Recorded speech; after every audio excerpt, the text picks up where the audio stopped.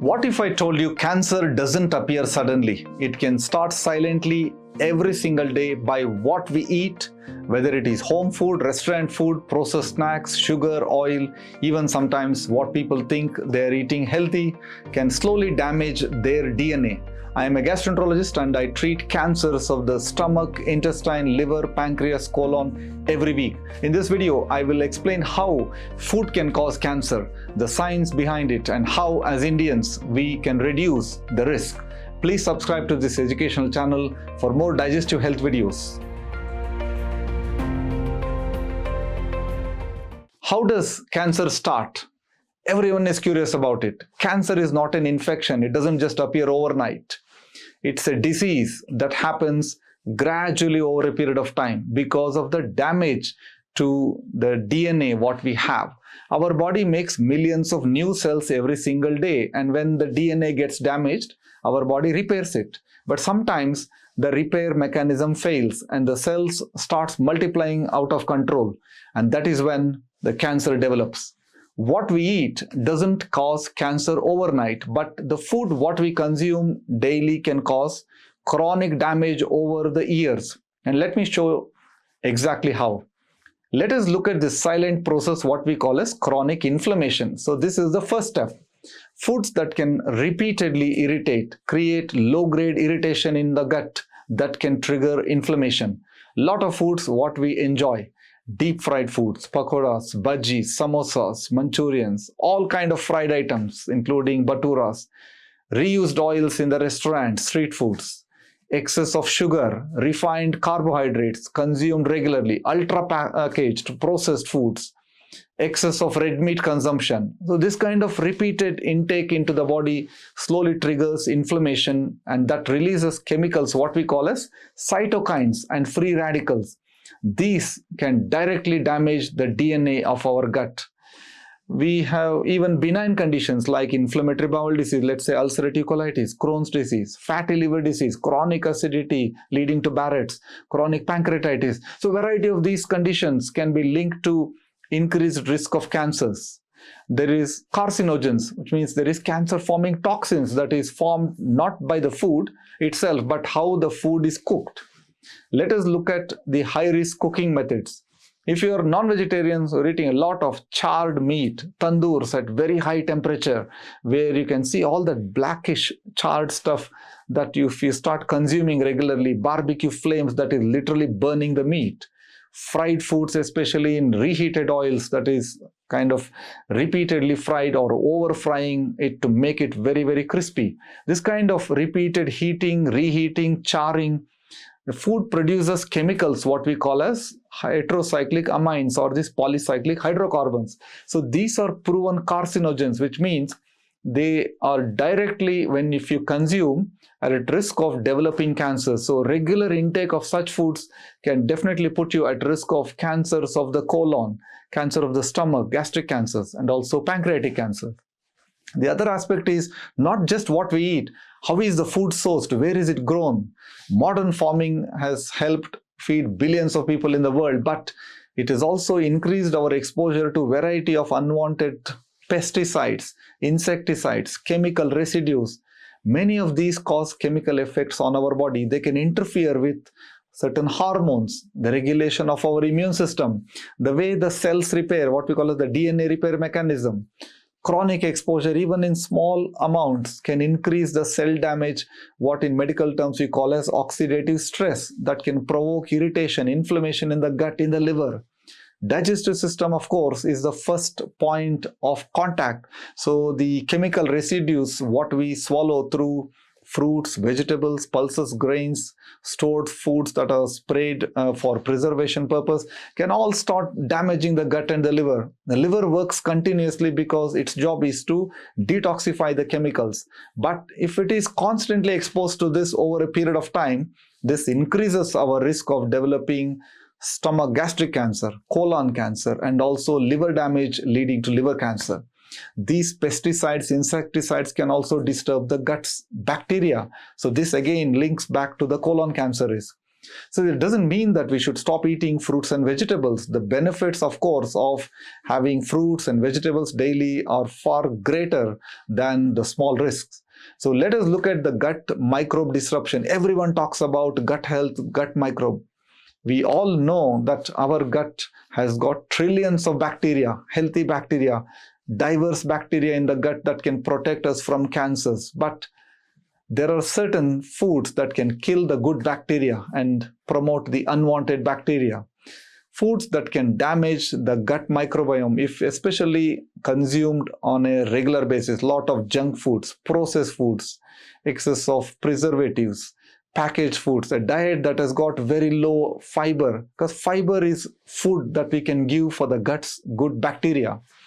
If you're consuming all these other stuff like artificial sweeteners, coloring agents, various meat tenderizers, marinades, we are identifying colon cancer in Indians under the age of 45 increasingly. The risk of colon cancer is doubling. There is foods, if let us look at the salt, pickles, the preserved foods. So excess of salt is harmful to the stomach, the gut lining. If you're taking a lot of preserved foods, excess of salt in the form of daily pickles, papads, salted fish, processed meats, it increases your risk of developing variety of cancers over a period of time. Of course, as Indians, we are at risk of also harboring this bacteria in the stomach lining called H. pylori that can sit and damage the stomach over a period of time. So if you got other risk factors along with this H. pylori causing chronic gastritis, this can slowly damage the stomach, and also it is linked to the stomach cancer, which is the gastric cancer. Our lifestyle also matters. Eating food means not just consuming more calories. It's not about just the weight gain. It can also increase the insulin and insulin growth factor. These hormones can stimulate the cell growth. Cancer loves these kind of growth signals. So if you're obese, if you're carrying a lot of weight, especially in the center, straight away, this is putting you at higher risk of developing certain cancers, including colon cancer, pancreatic cancer, breast cancer, liver cancer. Obesity is linked to a variety of cancers. There is no doubt about it. People have this myth that if you eat at home, it is safe.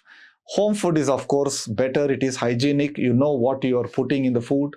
But you should not automatically assume that it is safe and you can be free of disease.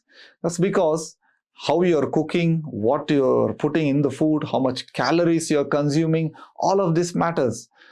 If you're using a lot of oil, if you're eating a very low protein diet, very small, low amount of fiber, little in the form of vegetables, rice, refined carbohydrates like maida, that is dominant in your diet, this kind of food, even if you're consuming at home, this can still trigger that metabolic inflammation. So cancer risk is about a pattern. It's your daily habit. It's not just when you eat the food once in a while. So you could be eating at home, but it might not be healthy. So the most important aspect is how can we reduce the risk of developing cancer? Now, this is the good news.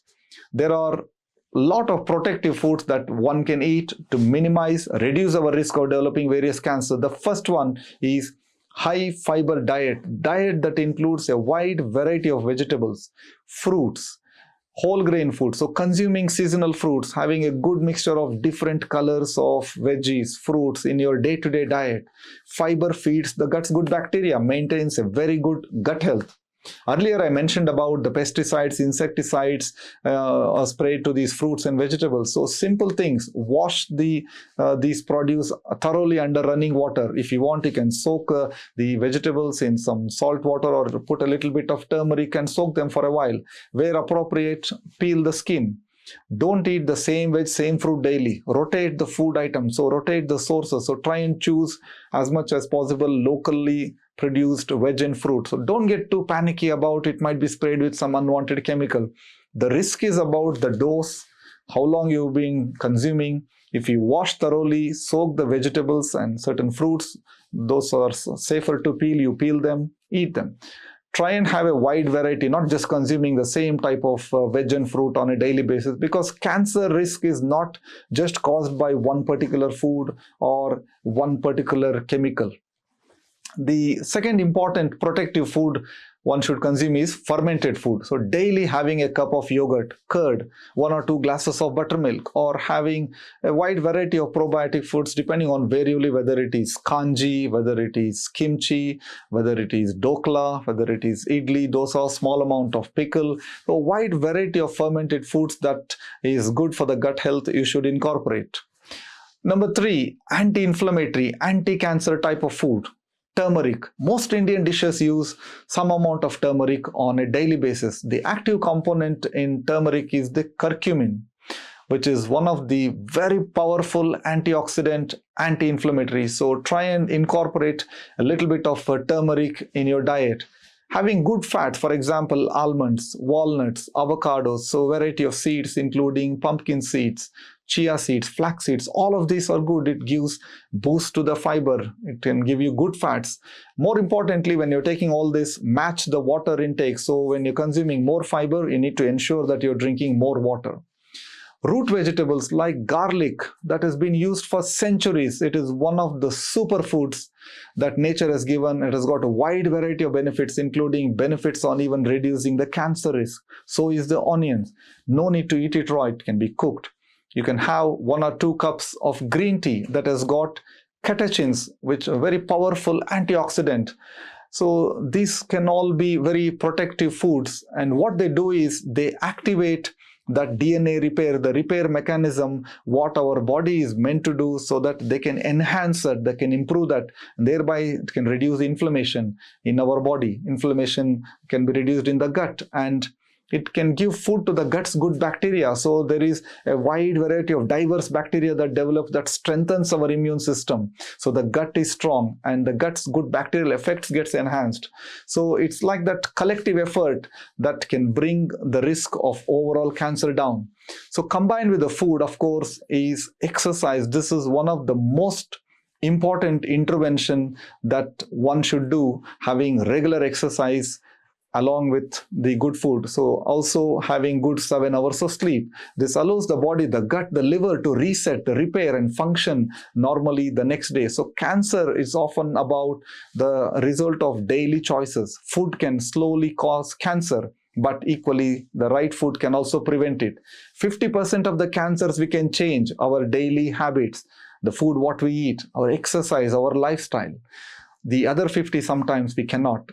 But 50% is a lot of cancer that we can prevent by just doing simple things. If you found this video helpful, please like, share and subscribe. This is from Bangalore Gastro Center Hospitals, where digestive science meets prevention. Thank you.